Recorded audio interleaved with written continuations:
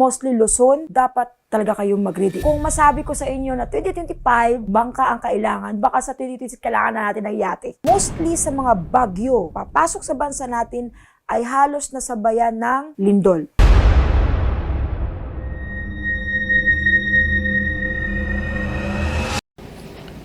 Hello po mga ka-PTV, sa video na ito ay tatalakayin natin ang lagim na kahihinatnan na isang probinsya na ito ayon sa mga visions ni Madam Rudy Walvin.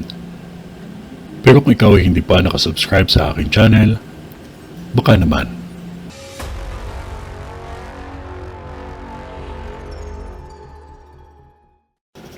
Itong lahat ay nakikita ko sa vision ko ay magkakasunod pa lamang.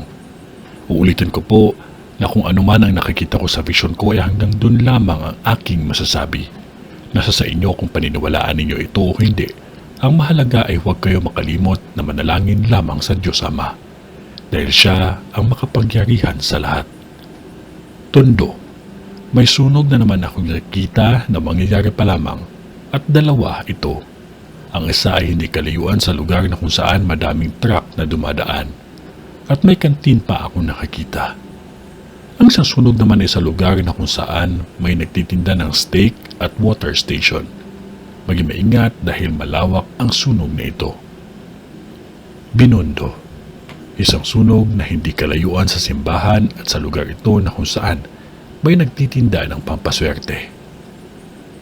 Caloocan, dalawang sunog na nakikita ko na mangyayari pa lamang. Ang isang sunog ay sa lugar na kung saan may pabrika akong nakikita. At ang isang sunog ay di kalayuan sa mall at gas station. Sa ngalan ng Diyos Ama, ng Diyos Anak, at ng Diyos Espiritu Santo. Amen.